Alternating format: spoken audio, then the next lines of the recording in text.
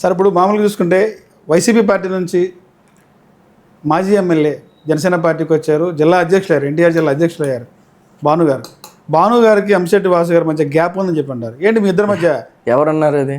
మీ పార్టీలో అని చెప్పి అంటారు, ఇద్దరి మధ్య గ్యాప్ ఉందని చెప్పి చెప్తారు.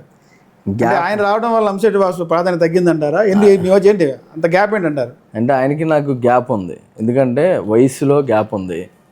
అంటే ఆయనకి రాజకీయంగా వయసులో గ్యాప్ ఉంది, రాజకీయంగా గ్యాప్ ఉంది. 40 ఏళ్ళ అనుభవం ఉంది ఆయనకి, నాకు పట్టుమని 10 ఏళ్ళ అనుభవం లేదు. ఆయన చాలా పెద్ద వ్యక్తి, గౌరవం అన్న వ్యక్తి.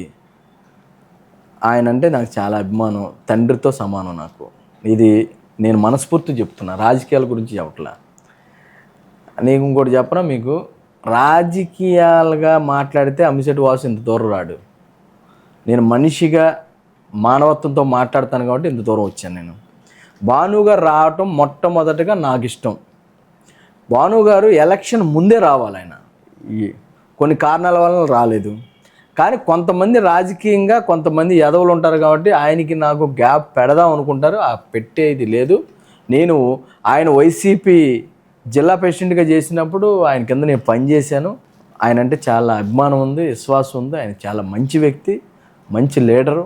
ఎందుకంటే 40 ఏళ్ళ రాజకీయ చరిత్రలో ఒక కుల బలం లేకపోయినా జగ్గైపేటలో ఆయన 3 సార్లు ఎమ్మెల్యేగా ఉండి ప్రభుత్వం ఇప్పు చేసి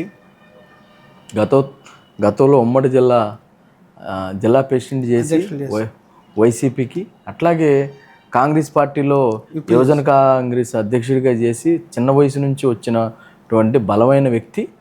మా పార్టీలో రావటానికి మాకు బలం కదా పార్టీలో. అలాంటి వ్యక్తులు, భానుగారు లాంటి వ్యక్తులు వస్తే బలం కదా.